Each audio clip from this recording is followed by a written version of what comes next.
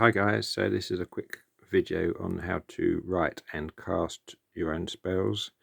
We are going to use a love spell as an example. It doesn't have to be a love spell, but this can be adapted for anything: luck, love, whatever you want, prosperity.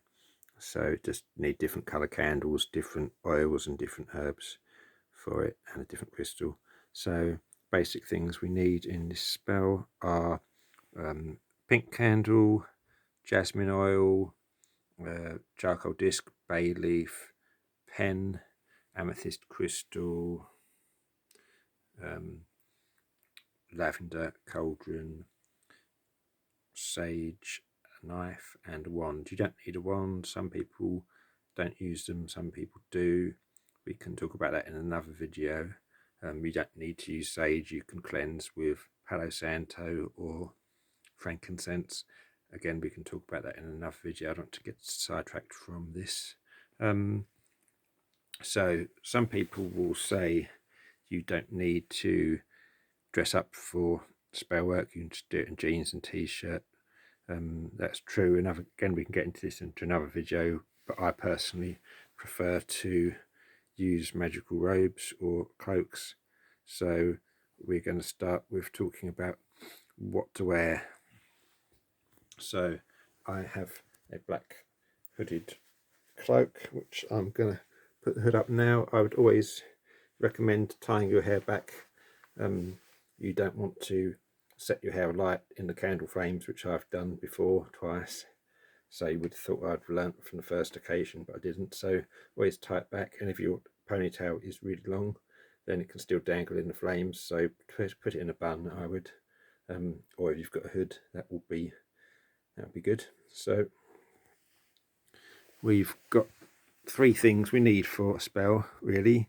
You need to think about intent and visualization, so imagining your goal, in this case of being happy and in love with the person you want to fall in love with, or have them fall in love with you.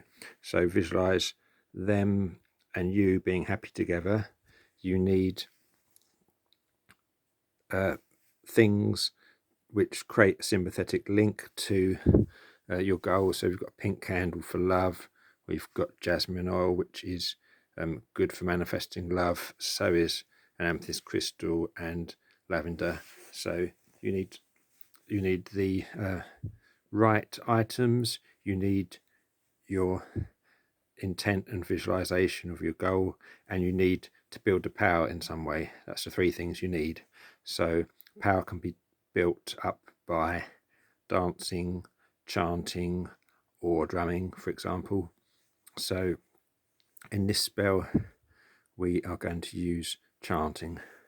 So to start with, you want to cleanse your ritual space, which is basically done, if you haven't done it before, by lighting a sage stick, blowing it gently, the flames out, so it's sort of just from flaming sort of embers, and then you will waft it around your ritual space with either a fan, a feather, or your hand, and just imagine white light cleansing the area, white energy while you're doing it, or you can use gold, whatever you want to imagine. Just imagine it being cleansed. And then you want to start your grounding and centering, which is basically imagining roots growing out of your feet down into the earth, right into the center of the core, finding earth's energy and visualize it in whatever color you want, and bring up through the roots, through the ground, into your feet, and hold that energy in the pit of your stomach. Then you want to imagine a silver cord coming out of your head up into the universe, up and up into even meet up with a pool of love energy that you can imagine being up there somewhere. All the emotions of love that people have ever felt have gone up and collected in some sort of pool. You want to draw on that, or if you believe in God or a god or Aphrodite, if you're petitioning her, then imagine your silver cord reaching up to her and then putting her energy down to your head, or if you just believe in the universe's power, maybe imagine the cord from your head going up into the universe and then branching out like a tree branch, going all the way over the universe, and then pulling power down through all these branches into the single cord into your head, and then mix that in the pit of your stomach with Earth's energy. Then you are a conduit for energy. And then while you're visualizing your goal and using the apparatus we have here, you want to be amplifying that power by your chanting. So you can do it by drumming or dancing, but we'll use chanting in this spell. So that's your three things really. Your visualize your goal, use things that create a sympathetic link to your goal, and build up and enhance the energy. So you will start this spell with carving your wish into the candle and writing your wish on the bay leaf, and you may want to use a pen that feels a bit more magical, like an old style calligraphy pen, because the last thing you want in the middle of the spell is to start doubting yourself and doubting whether magic works and thinking, oh, this is just a big biro I'm writing with, this isn't really a spell, I'm not really any good, I'm not really a witch, I'm just somebody with a pen in the modern age. You don't any of those sort of thoughts to go through your mind. So or like, I'm using a kitchen knife, this isn't really magical. So if you think that that might affect you, then get more of an old style pen, or a knife that's not a kitchen knife. If that doesn't bother you, then a chaos magician will say, oh, it's fine, I'll just use a crayon or whatever I've got handy, or it's a kitchen knife. Depends on your point of view. But yeah, so you want to carve your wish into that candle and write your wish onto the bay leaf. That's to start with. Then while you're carving your wish, and while you're anointing the candle, which is what you do next, you get a couple of drops of oil and always rub oil upwards. So while you're doing that, you want to be visualizing your goal. So you happy in love with the target of your spell, and visualize it like it's already happened, not like you want it to happen, it's going to happen in the future. It's happened now, you're already happy. Imagine how picture how happy you feel when you're with her or him, and that is your visualization. You want to start building the power by chanting, which we'll get to in a minute. But first, you're going to light this charcoal disc, pop it on the lid of your cauldron, and sprinkle a bit of lavender on it, and then that will infuse the air with a scent which is sympathetic towards your spell. Then once you've got the candle lit and your incense burning and your crystal near the candle, you've got all these things which will enhance the spell and create a sympathetic link to what you want. So you want to be starting to build up that power you've got in your gut while you are focusing on your intent, and you just want to picture yourself with this person and being happy while you chant something simple like we are one, we are one, we are one, we are one. Chant it in a kind of a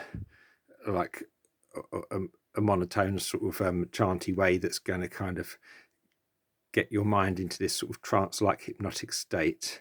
And while you're doing that, just imagine your power, your energy inside your gut building up until like your whole body's full of this energy ready to kind of explode.